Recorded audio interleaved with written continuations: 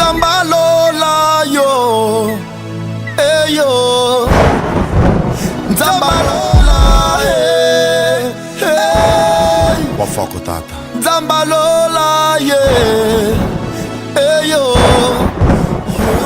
Nzambe nanga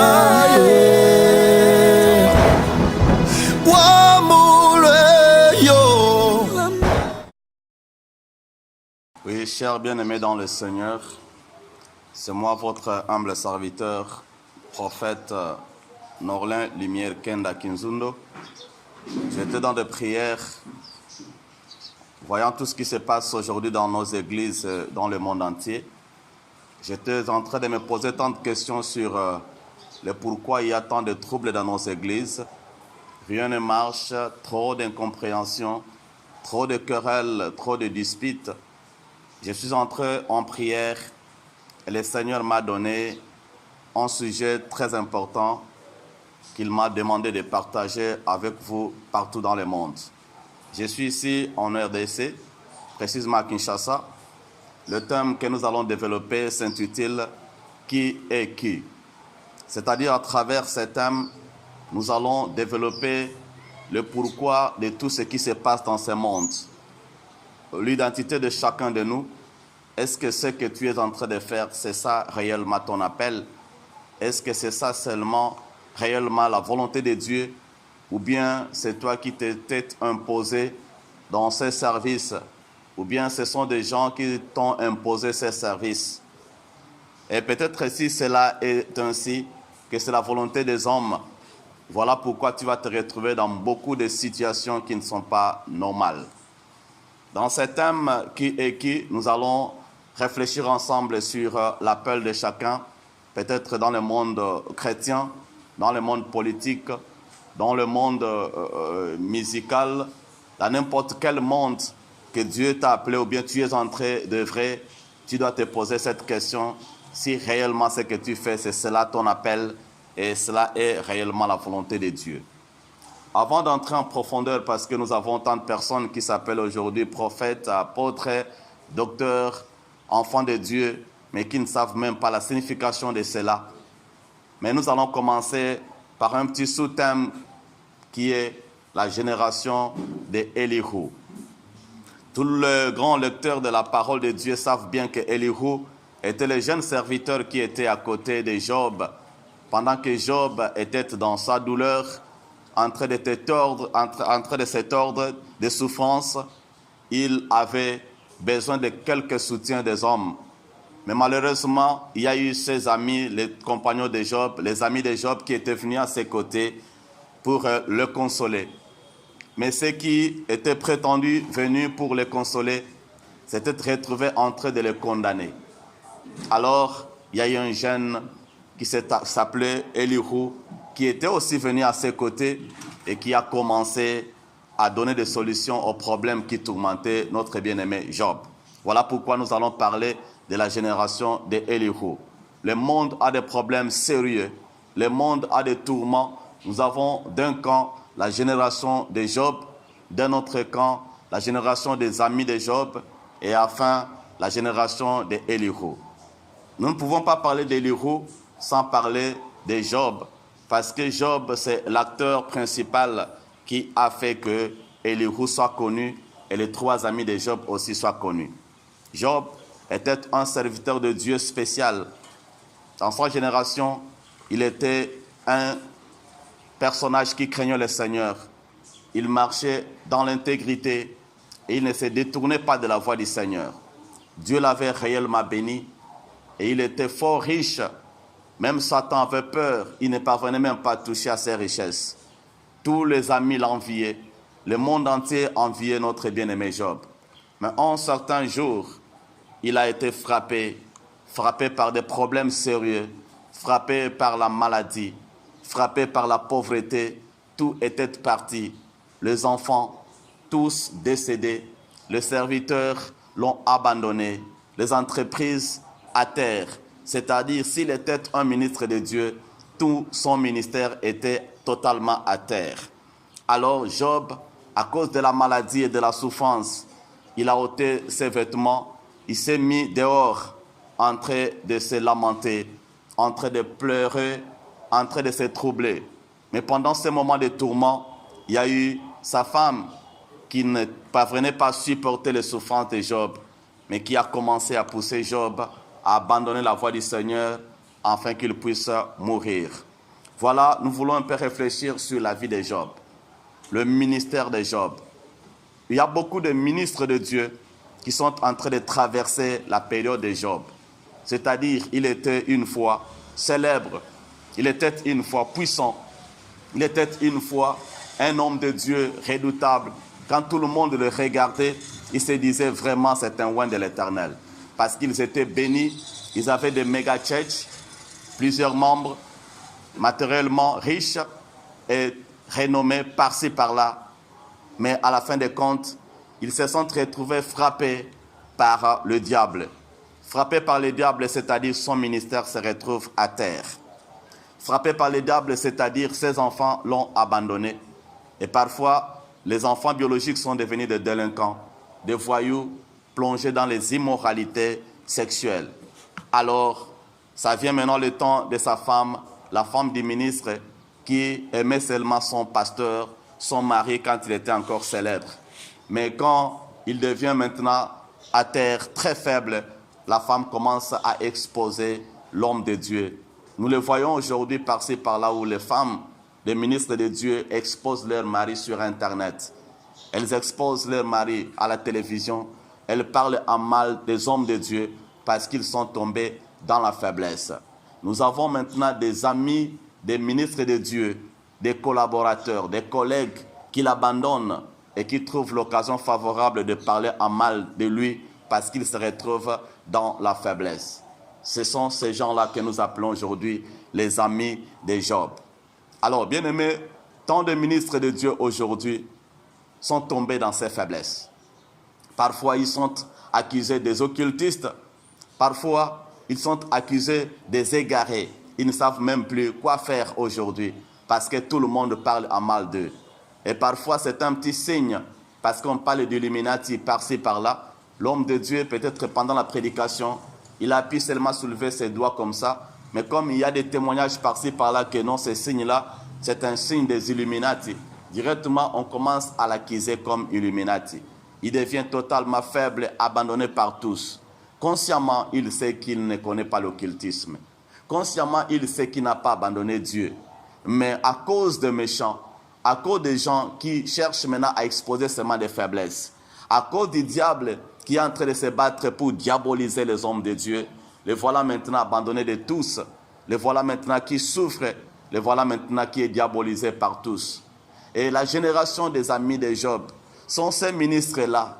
Pendant qu'un autre est en train d'exceller dans la gloire et n'ont pas de ministère, ils ne savent quoi faire. Mais quand leur ami, leur collègue, un autre ministre de Dieu se retrouve dans la faiblesse, peut-être il est accusé d'impudicité, d'adultère, il est accusé de débauche, il est accusé d'occultisme. Et il saisit maintenant l'opportunité de prendre ces images-là pour les faire passer à la télévision. Ils saisissent l'occasion de s'acheter des espaces dans des grandes salles pour tenir des conférences spécialement contre lui. Je me pose tant de questions si réellement ce que nous faisons, c'est ça, la volonté de Dieu ou la parole de Dieu. Le Jésus que nous prêchons tous, quand nous nous posons tant de questions, il était entouré de disciples. Parmi ces disciples-là, il y avait Pierre qui avait tant de faiblesses. Il a même renié en un certain moment. Mais Jésus n'a jamais exposé notre bien-aimé Pierre. Et même s'il faut parler de Judas, qui était même le fils de la perdition à ses côtés, il avait même des projets, il volait même dans la caisse de Dieu. Il avait même un projet de tuer Jésus-Christ, de le vendre. Mais dans tout cela, bien-aimé, Jésus n'a jamais exposé Judas. Il lui parlait en secret. Il était en train de le couvrir. Pourquoi? Parce que Jésus ne voulait pas que le camp des chrétiens soit dépouillé et dénudé devant le peuple. Voilà un peu le ministère de Jésus. Et tout ce qu'il faisait, c'était exposer les pharisiens. Parfois, les gens que nous appelons pharisiens ne le sont pas du tout bien-aimés. Un pharisien, c'est un ennemi de la parole de Dieu. Un pharisien, c'est un ennemi de la saine doctrine. Un pharisien, c'est un ennemi de Jésus. Il ne peut pas témoigner Jésus. Il ne peut pas soutenir Jésus. Mais posons-nous des questions. Est-ce que nos bien-aimés pasteurs, prophètes, apôtres que nous appelons pharisiens, ils le sont réellement? Nous avons des gens parmi nous qui sont des hommes de Dieu et qui prêchent Jésus-Christ comme Seigneur et Sauveur, qui sauvent tant des âmes dans ce monde. Mais peut-être ils tombent dans une certaine faiblesse. On ne peut pas les exposer et chercher à parler en mal d'eux comme étant des pharisiens. Non, ils ne sont pas des pharisiens. Ce sont nos frères, mais qui sont tombés dans la faiblesse. Et que dit la Bible si tu vois ton frère dans la faiblesse? Jésus nous a donné la formule. Il a dit ceci: si ton frère est dans la faiblesse, fournis quand même un effort de le voir en privé. Parle avec lui. Cherche à le convaincre parce que c'est une âme que tu dois sauver. Sauver une âme bien-aimée, c'est une fête spéciale qu'on doit célébrer tant sur la terre que dans le ciel. Mais est-ce que c'est ce que nous faisons quand nous voyons nos frères tomber dans le mal? Et la Bible dit, s'il ne t'écoute pas, il résiste, qu'est-ce qu'il faut faire?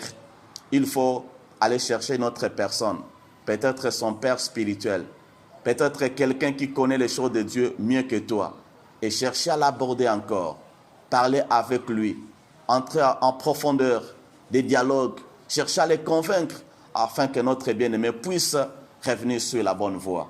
Et s'il ne sait pas comprendre, à ce moment la Bible dit ceci: il faut l'exposer non pas auprès des païens, mais à l'église, devant l'église.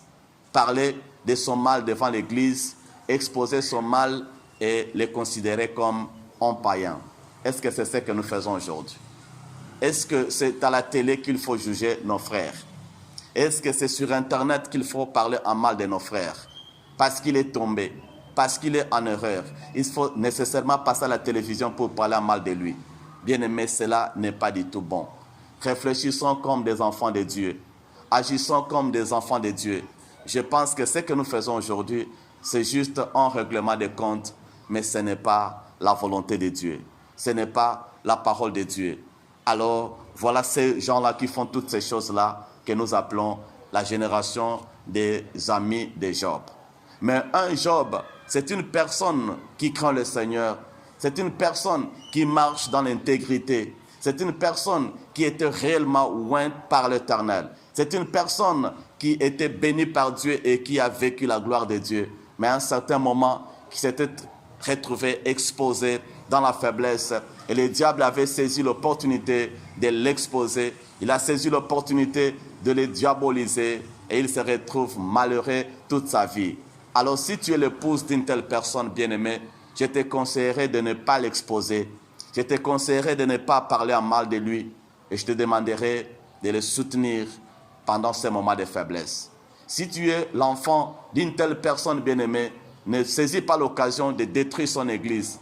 Ne saisis pas l'occasion de détruire son ministère, mais profites-en, bien-aimé, de pouvoir le soutenir parce qu'il a réellement besoin de soutien comme l'était notre bien-aimé Job.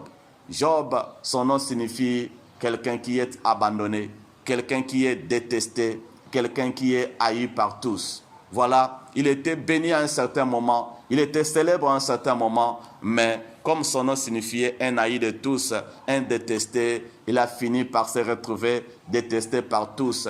Et les collaborateurs de Job, les serviteurs qui travaillent avec lui, l'ont abandonné et ont commencé à se moquer de lui.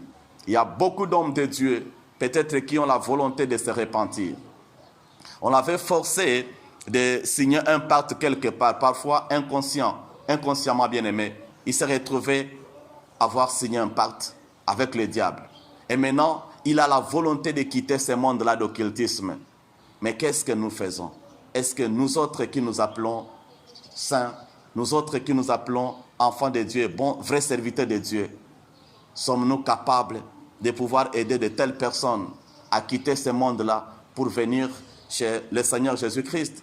Voilà la grande question que je nous pose. Est-ce que ce que nous faisons, c'est vraiment la volonté de Dieu? Cette volonté-là de pouvoir exposer nos frères, nos serviteurs de Dieu, nos ministres de Dieu en la parole. Est-ce que c'est vraiment ça la volonté de Dieu?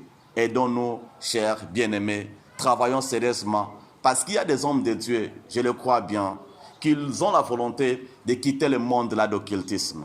Il y a des hommes de Dieu qui ont touché à quelque chose, peut-être par le souci du matérialisme, mais à la fin des comptes, ils ont compris qu'ils avaient pris une très mauvaise décision.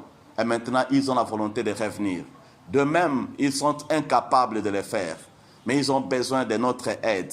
Est-ce que nous pouvons nous comporter comme de vrais enfants de Dieu, comme de vrais apôtres de Jésus-Christ, comme de vrais serviteurs de Dieu, avec l'amour du Seigneur pour les ramener sur la bonne voie? Voilà la question que nous devons nous poser.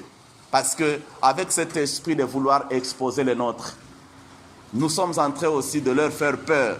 Ils sont devenus incapables de pouvoir se repentir. Pourquoi? Parce qu'ils se disent, si j'ose me rendre auprès de mon frère, un autre pasteur, pour confesser, il va finir par m'exposer à la télé. Il va finir par m'exposer sur Internet et ma honte sera vraiment désastreuse. Voilà pourquoi ils décident, jugent bon, de cacher leur faiblesse. Et tout cela, nous sommes en train de perdre nos bien-aimés, nous sommes en train de perdre les âmes.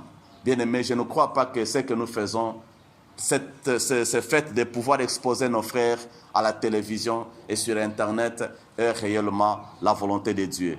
Je ne crois pas. Travaillons durement et ramenons nos bien-aimés sur la bonne voie. Je vais vous donner un petit exemple pour vous faire comprendre de quoi je parle. Un jour, j'étais avec un serviteur de Dieu qui est aussi un avocat. On était dans son cabinet en train de réfléchir sur la parole de Dieu.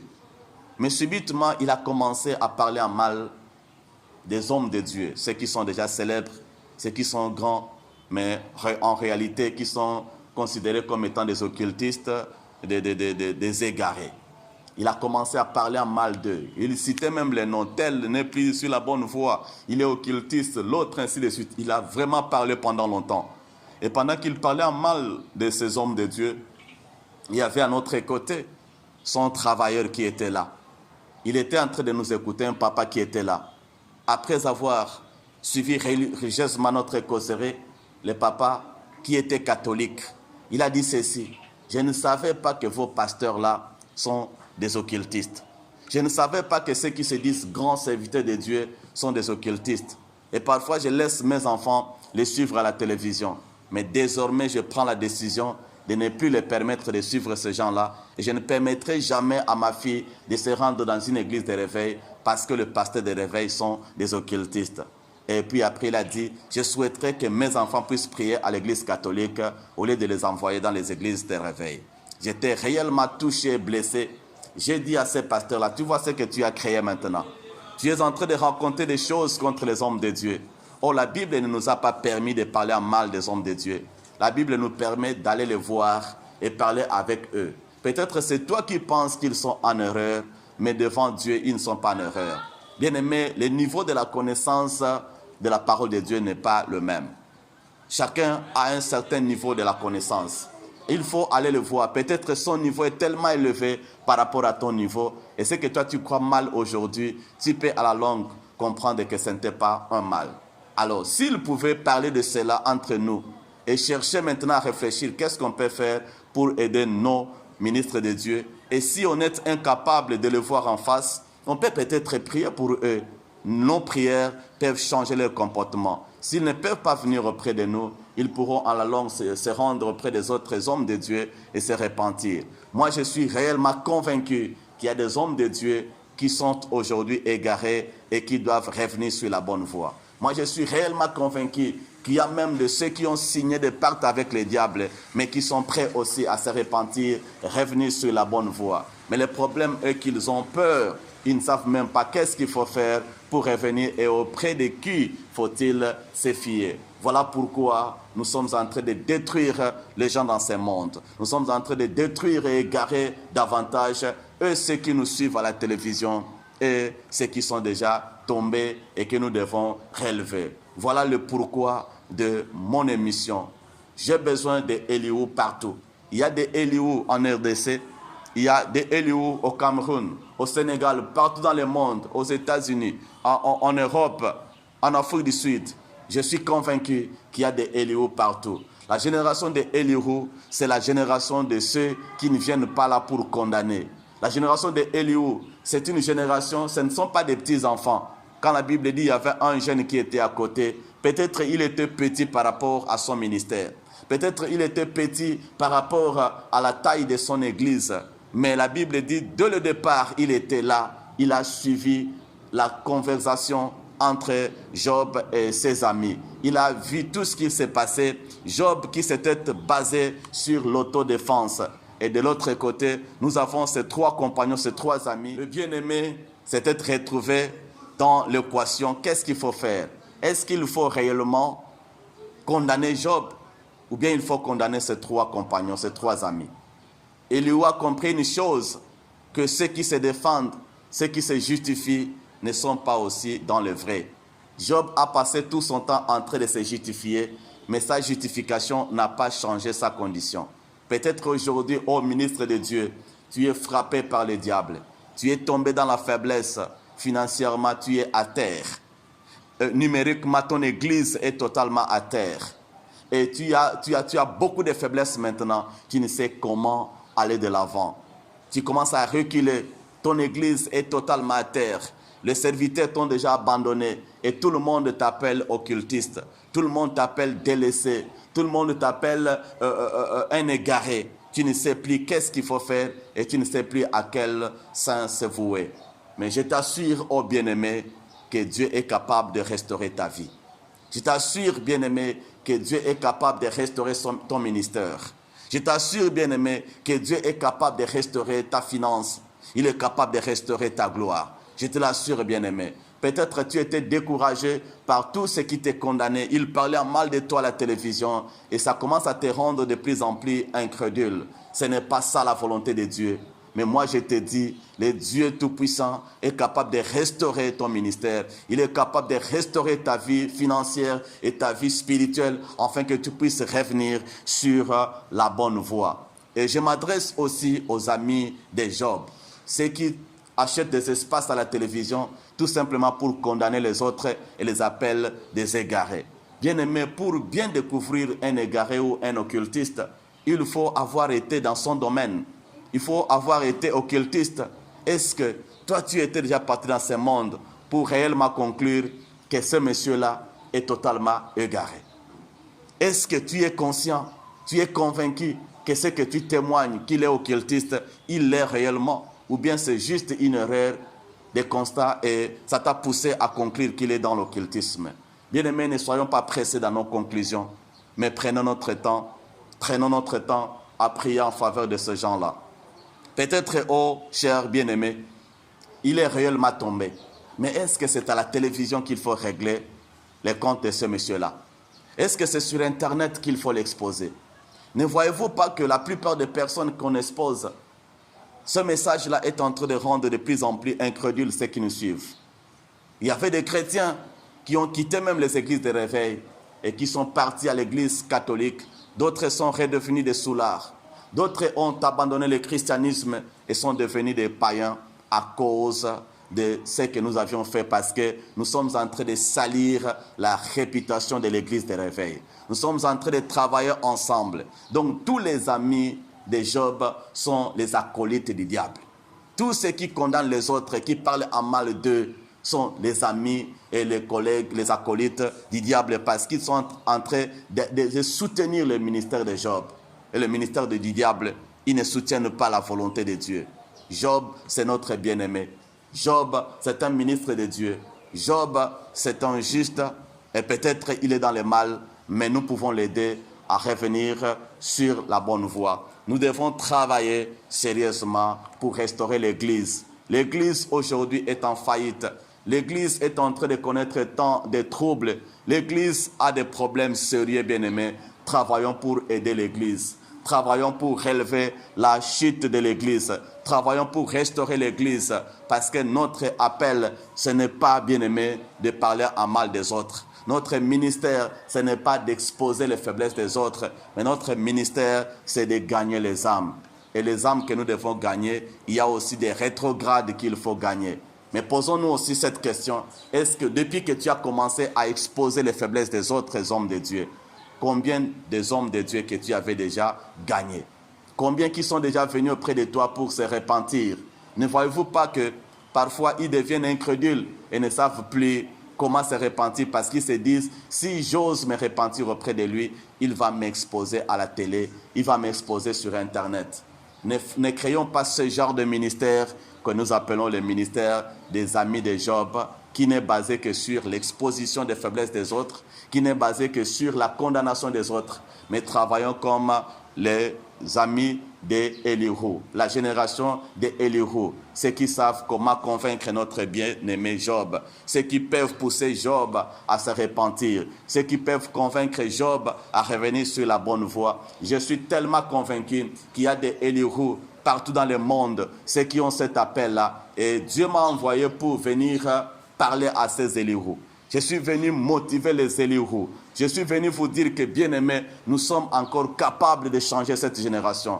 Peut-être c'est un pasteur qui est tombé quelque part, nous pouvons le ramener sur la bonne voie. Peut-être c'est un prophète qui a abandonné la voie du Seigneur, nous pouvons le ramener sur la bonne voie. Peut-être c'est un apôtre, un bishop quelque part, qui est condamné par tous. Nous avons la capacité, comme Elihu, de les ramener sur la bonne voie. Et Elihu est capable d'ouvrir les cieux des cieux. Il est capable de toucher le cœur de Dieu par son message. Il est capable de pousser Dieu à descendre avec toute sa puissance et commencer à reprocher notre bien-aimé Job, qui était déjà dans la faiblesse et envahi par la puissance des ténèbres. Voilà notre introduction. Voilà le message que Dieu m'a donné. Voilà, oh bien-aimé, la mission que nous allons partager pendant tous ces jours ensemble avec vous à la télévision, qui est intitulée « Qui est qui ?» Alors c'est à toi maintenant de te positionner. Est-ce que tu es Job?